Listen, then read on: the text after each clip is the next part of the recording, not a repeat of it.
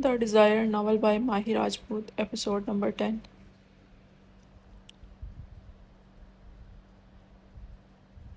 تم یہاں وہ وقت اتنا ہی بول سکا سائیں مجھے آپ سے ضروری بات کرنی ہے۔ وہ اس کی جانب دیوانہ وار لپکی۔ وہ جانتی تھی اس نے یہاں آ کر زاوق کے حکم کی نافرمانی کی ہے۔ مجھے تم سے کوئی بات نہیں کرنی ابریش، جاؤ یہاں سے، زاوق نے اکھڑ لہجے میں کہا۔ اس کا دل چاہ رہا تھا کہ ابریش کا خوبصورت چہرہ بگاڑ کر رکھ دے۔ سائیں میری بات تو سنیں، ابریش نے منت کرتے لہجے میں کہا تو زاوق نے جان چھڑوانے کے انداز میں کہا۔ ہاں بولو، جو کہنا ہے 5 منٹ میں اپنی بات مکمل کرتے چلتی بنو۔ زاوق نے ہاتھ میں پہنی گھڑی کی طرف دیکھتے کہا۔ سائیں آپ پاپا بننے والے ہیں، ابریش نے نم لہجے میں کہا۔ جبکہ اس کی بات سن کر زاوق کو لگا کسی نے اس کے جسم سے سارا خون نچوڑ لیا ہو۔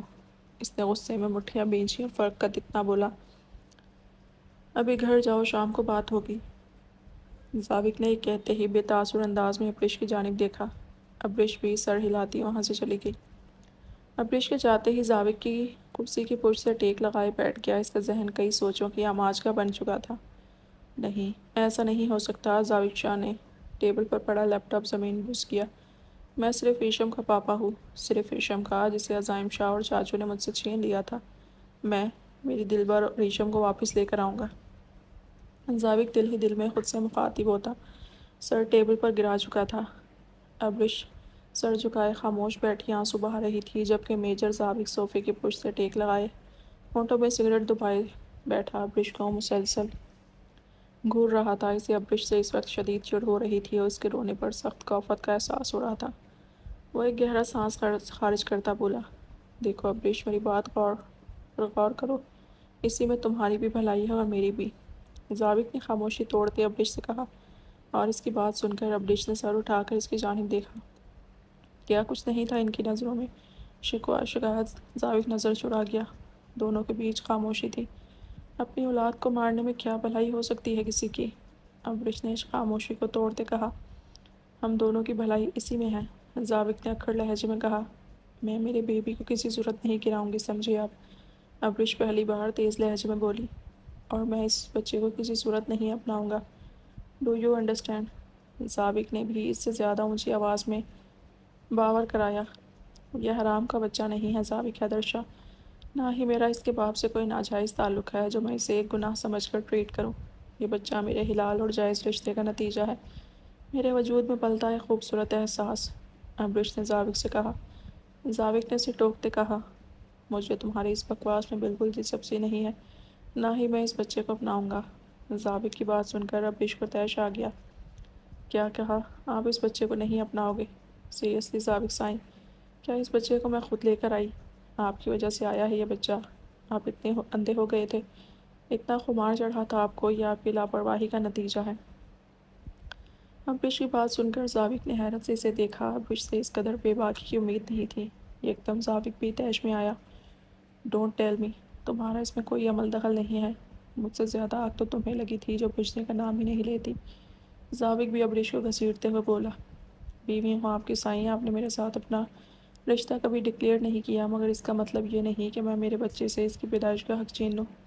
آپ کو اب مجھے اور میرے بچے کو اپنا نام دینا ہوگا دنیا کے سامنے، ورنہ۔ ابریش بات کرتے کرتے رک گئی۔ ورنہ کیا؟ زاوق شاہ ابریش کی جانب دیکھتے ایک ایک لفظ چباتے بولا، ورنہ میں پریس کانفرنس بلواؤں گی، اور اس کانفرنس میں یا ساری دنیا کے سامنے آپ کا اور اپنا نکاح ایکسپوز کر دوں گی۔ نتائج کے ذمہ دار آپ خود ہوں گے۔ So don't you underestimate my power. Abresh کہتے ہی کمرے سے چلی گئی۔ پیچھے زاوق حیدر شاہ پیچ و تاب کھاتا رہ گیا۔ یو بلڈی، دیکھ لوں گا تمہیں بھی میں، تمہاری حیثیت ہماری زندگی میں فقط ایک مسٹریس کی ہے اور کچھ نہیں۔ زاوق شاہ نے سگریٹ اپنے پاؤں کے نیچے مسلتے دبے لہجے میں بولا، مگر اس کا دل یکدم اچاٹ ہو چکا تھا، گویا اس کا دل زاوق کی اپنی بیوی کے لیے ایسے الفاظ استعمال کرنے پر خفا ہوا ہو۔ وہ وہیں بیڈ پر بیٹھا سر ہاتھوں میں گرائے گہرے سانس لینے لگا۔ دوسری جانب ابریش اپنے کمرے میں جاتے ہی روم بند کر دی، دروازے کی پشت سے ٹیک لگائے بیٹھ گئی۔ آپ ٹھیک کہتے تھے سر، جو رشتہ دنیا سے چھپ چھپا کر رکھا جائے وہ رشتہ وقت آنے پر گناہ بن جاتا ہے۔ ابریش دل ہی دل میں ابتہاج شاہ سے مخاطب ہوئی، جسے جب اس کے نکاح کا علم ہوا تو اس نے ابرش کو سمجھانے کی کوشش کی تھی کہ ابرش اپنے حق کی آواز اٹھائے، مگر ابرش انتہا کی بیوقوف ثابت ہوئی۔ مجھے اب اپنے دل کی نہیں دماغ کی سننی ہے۔ میں اپنی زندگی اور مزید برباد نہیں ہونے دوں گی۔ زاویہ سائیں کو مجھے اور میرے بچے کو اپنا نام دینا ہوگا۔ ابرش اب اپنے مستقبل کا سوچنے لگی اور پھر اپنے پیٹ پر ہاتھ رکھ کے اس خوبصورت احساس کا سوچتے ہی اس کے لبوں پر مسکراہٹ بکھری۔ وہ پچھلے 2 ماہ سے اپنے اندر تبدیلی محسوس کر رہی تھی۔ آج جب کنفرمیشن کے لیے وہ انود کے ہاسپٹل گئی تو انود نے اسے پریگننٹ ہونے کی خوشخبری سنائی۔ ابرش حیرت اور خوشی کے ملے جلے احساس میں گھری یہ خبر زاوق کو دینے اس کے آفس پہنچی تھی، مگر زاوق شاہ نے شام کے وقت یہاں آ کر اسے بچہ ابارٹ کرنے کا حکم دیا، جسے سنتے ہی ابرش نے زاوق کے حکم کی نافرمانی کی اور اس کے ساتھ کافی لمبی بحث کے بعد وہ اسے اکیلا چھوڑ کر کمرے میں آئی اور اپنے پیٹ میں پلتے اس خوبصورت احساس کو محسوس کرنے لگی۔ دور کھڑی قسمت ابرش کو دیکھ کر سر جھٹکتی مسکرائی۔ یہ منظر اسلام آباد کے پی سی ہوٹل کا ہے، جہاں کے سوئمنگ پول ایریا میں پول کے پاس رکھی ٹیبل کے گرد رکھی چیئرز پر بیٹھے عزائم اور انود باتیں کرنے میں مصروف تھے۔ یہ جگہ بہت خوبصورت ہے نا؟ عزائم شاہ نے انود سے کہا۔ انود بظاہر عزائم کے پاس بیٹھی تھی، مگر اس کا دھیان 7 سال پہلے اپنی اور زاوق شاہ کی ملاقاتوں کی جانب تھا۔ وہ اکثر اس ہوٹل میں زاوق شاہ کے ساتھ آیا کرتی تھی۔ اور چاکلیٹ، کیا سوچ رہی ہو؟ عزائم نے ریڈ انڈین سٹائل ساڑی پہنے، نیوڈ میک اپ کیے، خاموش بیٹھی انود کو دیکھتی اس کی آنکھوں کے سامنے چٹکی بجاتے اسے اپنی جانب متوجہ کیا۔ اس کا سوگوار حسن عزائم شاہ کو بہکائے جا رہا تھا، مگر وہ پبلک پلیس کا لحاظ کرتا، اپنے جذبات پر قابو کرتا بولا، کچھ نہیں زائم، بس سوچتی ہوں قسمت بھی کتنی ستم ظریف ہوتی ہے۔ انسان جو سوچتا ہے وہ ہمیشہ اس سے الگ ہوتا ہے۔ انود نے تلخ مسکراہٹ لبوں پر سجاتے کہا۔ انود جانے کیوں آج صبح سے زاوق کے بارے میں سوچ رہی تھی۔ انود، آپ قسمت کے اس فیصلے کو کب تسلیم کریں گی؟ 7 سال کیا کم ہوتے ہیں موو آن کرنے کے لیے؟ ان 7 سالوں میں کیا واقعی عزائم شاہ آپ کے دل کو جیت نہیں سکا؟ آج عزائم نے بھی انود سے صاف لفظوں میں بات کرنے کا فیصلہ کیا۔ عزائم، مجھے احساس ہے میں خود کے ساتھ آپ کو بھی مشکل میں ڈالے ہوئے ہوں۔ انود نے عزائم شاہ کے ٹیبل پر رکھے ہاتھ پر اپنا ہاتھ رکھا۔ جب ویٹر کے وہاں آنے پر خاموشی چھا گئی، ویٹر نے انہیں اسٹارٹر کے طور پر سوپ سرو کیا اور ویٹر کے ہاتھ سے سوپ کا باؤل چھلکا جو کہ انود کی ساڑی پر گرتا اس کی ساڑی خراب کر چکا تھا۔ I am sorry ma'am, I really very sorry, waiter نے ڈرتے ہوئے کہا۔ اٹس اوکے، انود کے بجائے عزائم نے ویٹر کو وہاں سے چلتا کیا۔ میں صاف کر کے آتی ہوں، انود عزائم کی جانب دیکھتے ہوئے کہا۔ عزائم نے اس بات میں سر ہلایا اور انود اندر کی طرف بڑھ گئی۔ دوسری جانب ویٹر ایک ٹیبل کے پاس پہنچا اور چیئر پر بیٹھے شخص کا جانب دیکھتے کہا، سر آپ کا کام ہو گیا ہے۔ زاوق شاہ جو مینیو بک اپنے چہرے کے سامنے رکھے ہوئے تھا، ویٹر کی آواز سن کر ایک شیطانی مسکراہٹ اس کے لبوں پر کھل اٹھی اور وہ ویٹر کو پیسے دیتا انود کے تعاقب میں اندر کی جانب بڑھا۔ آج دیکھتا ہوں کیسے تم اپنا آپ میرے حوالے نہیں کرتے دلبر سائیں، زاوق دل ہی دل میں بڑبڑایا۔ انود جیسے ہی واش روم سے باہر نکلی اس کے فون پر رنگ ہونے لگی۔ انون نمبر سے آتی کال دیکھ کر وہ کنفیوز ہوئی، پھر ایمرجنسی کے خیال سے اس نے کال ریسیو کی۔ ہیلو۔ انود نے فون جیسے ہی کان سے لگاتے ہیلو کیا، دوسری جانب بالکل خاموشی تھی۔ لگتا ہے نیٹ ورک کا مسئلہ ہے، انود دل ہی دل میں بڑبڑاتی بولی۔ انود نے عزائم کی کال ملانے کے ارادے سے ایک بار پھر فون کان سے لگایا، جیسے ہی وہ ایک کونے میں جا کر کھڑی ہوئی۔ ساتھ والے کمرے کا دروازہ کھلا اور کسی شخص نے انود کو کمرے میں گھسیٹا۔ انود کے منہ سے ایک چیخ نکلی جسے اس شخص نے منہ پر ہاتھ رکھ کے روک دیا، جبکہ روم میں آتے ہی موبائل اس کے ہاتھ سے گر چکا تھا۔ دروازہ زوردار آواز سے بند ہوا۔ انود کسی کچی ڈور کی مانند اس شخص کے سینے سے لگی مقابل کی گرفت انود پر اتنی مضبوط تھی کہ انود کو اپنی کمر تک دکھتی محسوس ہوئی۔ وہ بنا چہرہ اوپر اٹھائے اس شخص کا لمس محسوس کر چکی تھی۔ لیو می، چھوڑ دے مجھے زاوی سائیں، انود نے زاوی کے سینے پر ہاتھ مارتے اسے خود سے الگ کرنے کی کوشش کی۔ دلبر سائیں، چھڑوا لو مجھ سے خود کو، زاوق شاہ نے مسکراتے انود کو چیلنج کیا اور انود کا چہرہ اپنے ہاتھوں کے پیالے میں لیا۔ انود اسے دھکا دیتی اس سے الگ ہوئی اور بھاگنے کی کوشش کرنے لگی جب اس کی پشت دروازے سے لگی۔ زاوق نے ایک ہی جست میں انود کے ارد گرد اپنے ہاتھ رکھے اور اس کے فرار کی راہ مفقود کر دی۔ زاوق نے انود کے گال پر اپنے لب رکھے تو انود شدت سے کانپ اٹھی۔ زاوق نے انود کی کمر کے گرد اپنے ہاتھ رکھے اور ایک ہی جھٹکے میں اسے اپنی جانب کھینچا۔ انود نے خود کو گرنے سے بچانے کے لیے زاوق کی کمر کے گرد ہاتھ باندھ دیا۔ زاوق نے انود کے کان کے پشت پر اپنی زبان پھیری تو انود نے ایک سسکاری بھری اور بے بسی سے اپنی آنکھیں موند لیں دلبر سائیں۔ کیا ہو گیا ہے آپ کو؟ ہم پہلی بار تو نہیں مل رہے، please stop to be shy. Zawaq نے انود کی آنکھوں پر اپنے لب رکھے اور اس کی ناک سے ناک ٹکراتا مقبول لہجے میں بولا، ان لمحوں کو محسوس کرو، میری قربت تمہیں ہر چیز سے غافل کر دیتی ہے دلبر سائیں۔ میں جانتا ہوں تم بھی میرے لیے اتنا ہی تڑپی ہو جتنا میں تڑپا ہوں، تبھی تو تم میری پناہوں میں آتے ہی پرسکون ہو چکی ہو۔ تم بھی میری طرح اس دوغلی زندگی سے تھک گئی ہو نا؟ زاوق نے اپنا ناک انود کی ناک سے رگڑتے سوال کیا۔ انود یوں ہی آنکھیں بند کیے زاوق کو سن رہی تھی۔ اس کے لب کپ کپا رہے تھے۔ زاوق شاہ نے اپنے انگوٹھے کی پشت سے اس کے لبوں کو سہلایا۔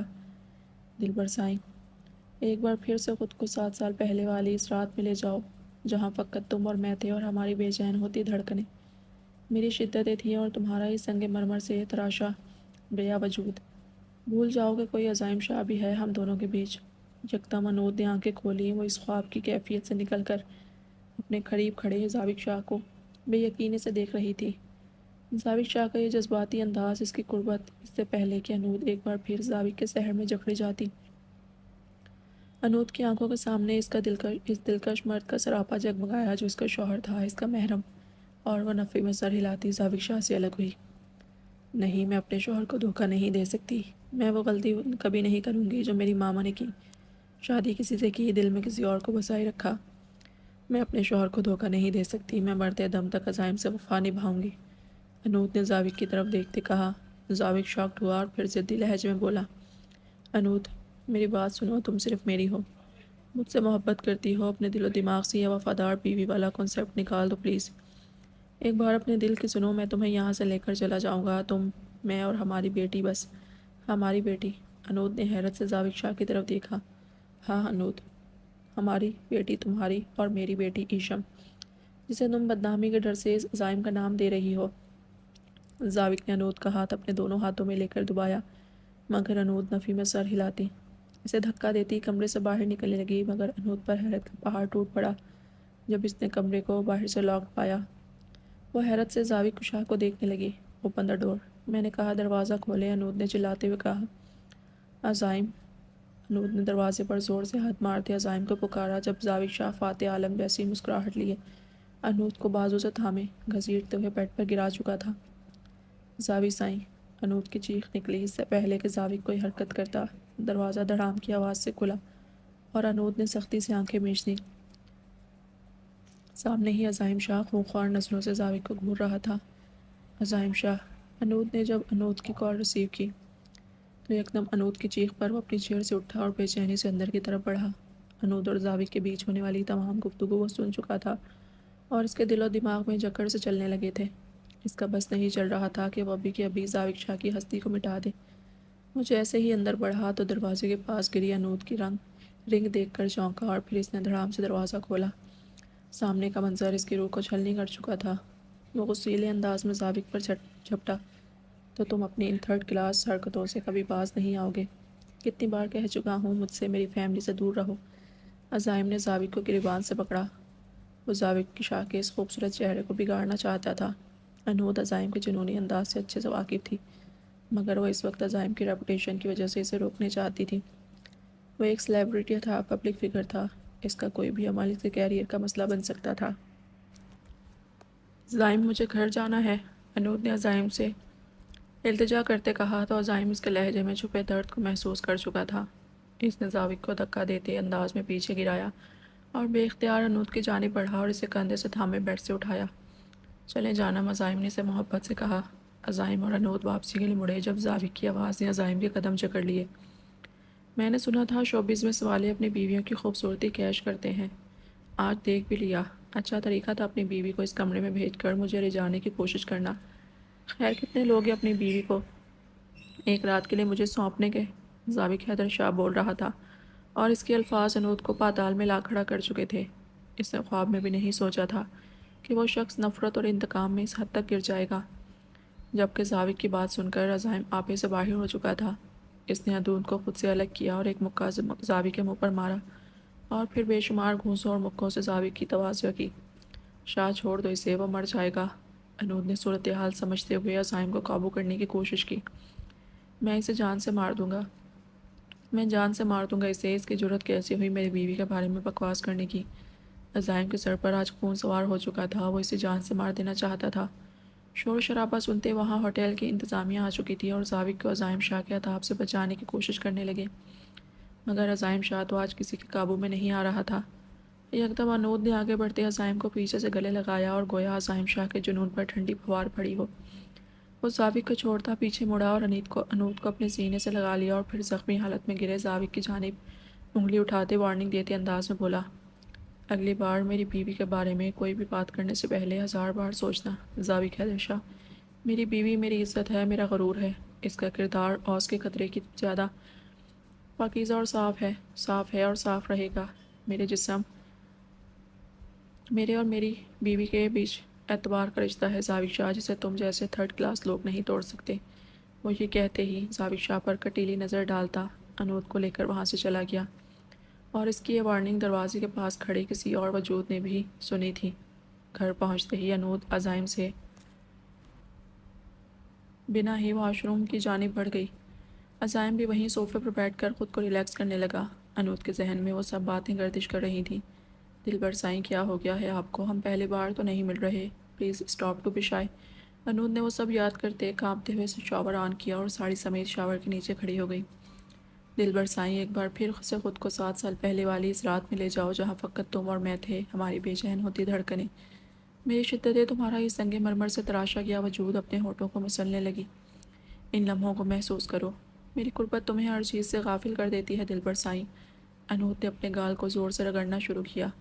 میں جانتا ہوں تم بھی میرے لیے اتنا ہی تڑپی ہو جتنا میں تڑپا ہوں، تبھی تو تم میری پناہوں میں آتے ہی پرسکون ہو چکی ہو۔ تم بھی میری طرح اس دوغلی زندگی سے تھک گئی ہو نا؟ انود روتے ہوئے اپنے جسم کو بری طرح رگڑ رہی تھی، گویا وہ ضابط کے لمس کو اپنے بدن پر سے ختم کرنا چاہتی ہو۔ اچھا طریقہ تھا اپنی بیوی کو اس کمرے میں بھیج کر مجھے رجانے کی کوشش کرنا۔ خیر کتنے لوگ ہیں اپنی بیوی کو ایک رات کے لیے مجھے سونپنے کے؟ وہ بے آواز رو رہی تھی۔ ضابط کے یہ الفاظ ایک بار پھر سے اسے آسمان سے زمین پر پٹک چکے تھے۔ کون تھی وہ؟ کیا اس کا شمار عزت دار عورتوں میں ہوتا تھا؟ آخر کیوں وہ بار بار اس شخص کے ہاتھوں ذلیل ہوتی تھی؟ کیوں اسے محبت کے نام پر اتنا ذلیل و رسوا کیا گیا تھا؟ وہ اپنے جسم کو نوچ رہی تھی۔ اذیت کی انتہا کیا ہوتی ہے یہ آج کوئی انود ابتہاج شاہ سے پوچھتا۔ وہ کافی دیر تک شاور کے نیچے کھڑی رہی، جب واش روم کا دروازہ کھلا اور عزائم شاہ اندر آیا۔ انود بنا اس کی جانب دیکھے اس کی طرف پشت کیے بے آواز روتی رہی۔ جب عزائم شاہ اس کے بھیگے جسم کو دیکھ کر بہکنے لگا اور اپنی شرٹ اور بنیان اتارتا وہیں باسکٹ میں پھینکتا، انود کے پیچھے کھڑا ہو گیا۔ شاور سے نکلتا ٹھنڈا پانی بھی عزائم کے اندر لگی آگ کو کم نہیں کر پا رہا تھا۔ انود کی پشت پر بکھرے بال گیلے ہونے کی وجہ سے چپک گئے تھے۔ عزائم نے دیوار پر ہاتھ ٹکائے انود کے گرد اپنا گھیرا تنگ کیا۔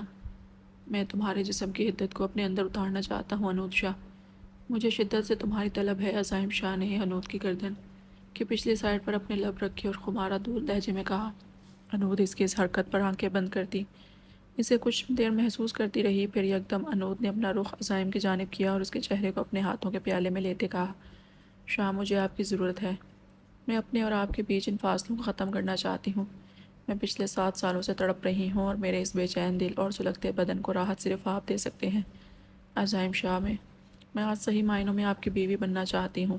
انود عزائم شاہ کے چہرے کے ایک ایک نقش کو اپنے لبوں سے چھو رہی تھی اور عزائم شاہ اس کی بات سن کر دنگ رہ گیا اور پھر کچھ سوچتے ہوئے انود کو اپنی باہوں میں بھر لیا۔ انود بھی اپنے ہاتھ عزائم کی پشت پر رکھ چکی تھی۔ دونوں کتنے ہی دیر شاور کے نیچے کھڑے ایک دوسرے کو گلے لگائے بھیگتے رہے۔ عزائم کچھ دیر بعد انود سے الگ ہوا اور شاور بند کرتا اسے اپنی باہوں میں بھرے کمرے میں آیا۔ انود کے جسم پر ساڑی چپک گئی تھی اور اس کے بھیگے جسم کے نشیب و فراز عیاں ہونے لگے۔ عزائم شاہ نے انود کو کمرے میں لاتے ہی دیوار کے ساتھ لگایا اور اس کا چہرہ اپنے ہاتھوں کے پیالے میں لیتا اس کے لبوں پر جھکا۔ کتنے ہی دیر وہ انود کے لبوں پر اپنے لب رکھے انہیں سراب کرتا رہا، پھر اس کی گردن پر لب رکھے انہیں چومنے لگا اور پھر انود کا رخ دیوار کی جانب کیا۔